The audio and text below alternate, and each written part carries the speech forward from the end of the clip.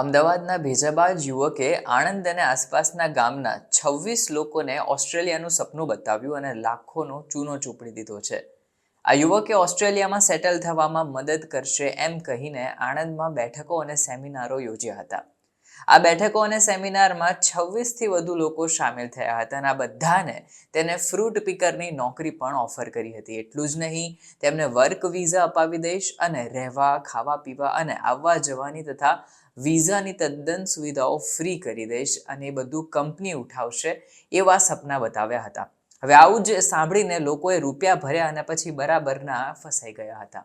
ઉલ્લેખનીય છે કે 3 વર્ષની વર્ક પરમિટ સાથે ઓસ્ટ્રેલિયાની તેને સ્કીમ આપી. ખંભાતના પાંદલ ગામે રહેતા મેહુલ કુમારે 2020માં એક મિત્રના થકી લોઇડ જોસેફ રોઝારિયો સાથે મુલાકાત કરી હતી. લોઇડ રોઝારિયોએ કહ્યું કે તે 3 વર્ષ માટેની વર્ક પરમિટ અને વિઝા ઉપર ઓસ્ટ્રેલિયામાં તેને ફ્રૂટ પિકર તરીકે વિઝા અપાવી દેશે. આ અંગે મેહુલ પરમારે તેના અન્ય મિત્રોને પણ જણાવ્યું કે આ લોઇડ રોઝારિયો થોડા સમય બાદ ફરીથી ભારત આવશે અને આપણે જો ઓસ્ટ્રેલિયા સેટલ થવું હોય તો ઘણી મદદ પણ કરશે. અહીં તેમની પહેલી મીટિંગ આણંદમાં હતી, જ્યાં તેના મિત્રના કાકાના ઘરે બધા હાજર રહ્યા હતા. ઉલ્લેખનીય છે કે આ મીટિંગમાં બીજા 15 યુવકો પણ પોતપોતાના વાલીઓ સાથે આવ્યા હતા અને ઓસ્ટ્રેલિયા જવાની ચર્ચા કરી રહ્યા હતા.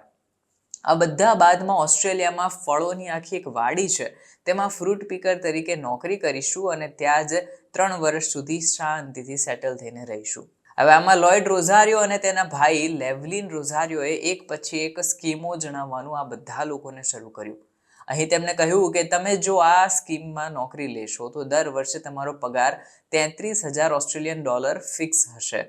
આ કોન્ટ્રાક્ટ બેઝ જોબ હશે, જેમાં કંપની તરફથી જ રહેવાનું, ખાવાનું, પીવાનું, ઇન્સ્યોરન્સ ફ્રી, વિઝા ફ્રી, આવવા જવાનું ભાડું પણ ફ્રી રહેશે. એટલે કે તમારે જે અર્નિંગ્સ છે એ ઘરે મોકલવી કે અહીંયા સ્પેન્ડ કરવી તમારા ઉપર છે, કેમ કે બાકીની જે બેઝિક એમ્યુનિટીઝ છે એ તમને ફ્રી મળશે.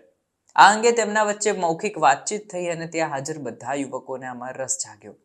ત્યાર પછી લોઇડ રોઝારિયોએ કહ્યું કે આના માટે દરેક વ્યક્તિએ મને $2.5 લાખ સિક્યોરિટી ડિપોઝિટ પેટે આપવાના રહેશે અને ડિપોઝિટની રકમ જેવો તમારો વિઝા તમને મળી જાય એવી તરત પરત કરી દેવા હશે. એટલે શું, કાલ ઉઠીને તમે પછી બેક સ્ટેપ ન કરી દો.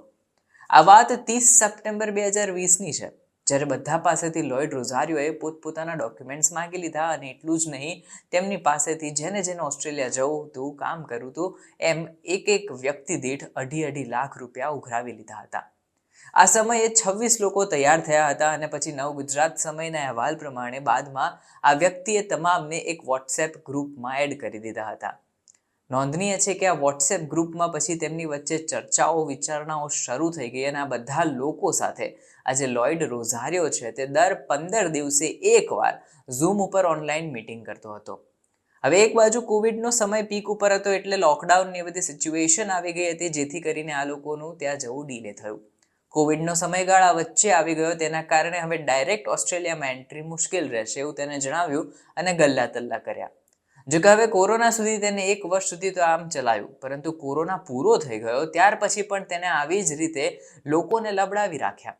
તે કહેતો રહ્યો 1-2 વર્ષ સુધી કે 2 મહિનામાં મોકલી આપીશ, હવે સપ્ટેમ્બરમાં ફાઇનલ, અરે ડિસેમ્બરમાં ફાઇનલ. આવી રીતે ખોટી વાતો કરીને છેલ્લે લોકો કંટાળી ગયા અને તે લોકો વર્ષ 2023ના અંતમાં આ વ્યક્તિ જે અમદાવાદ રહેતો હતો ત્યાં પહોંચ્યા. હવે કારણ કે લોકોએ ત્યાં જઈને ફોન કર્યો તો આ વ્યક્તિનો ફોન સ્વિચ ઓફ હતો અને આવામાં મેહુલ પરમાર અને અન્ય યુવકો આ લોઇડ રોઝારિયોના ઘરે પહોંચી ગયા હતા.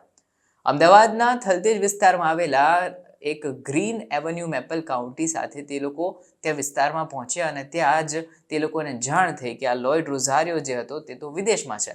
તેની પત્નીએ કહ્યું કે તે તો ક્યારના વર્ષો પહેલા વિદેશ જતા રહ્યા છે. હવે આ સાંભળીને બધા યુવકો ચિંતાતુર થયા અને તેમને જાણ થઈ કે અમારી સાથે બહુ મોટી છેતરપિંડી થઈ ચૂકી છે.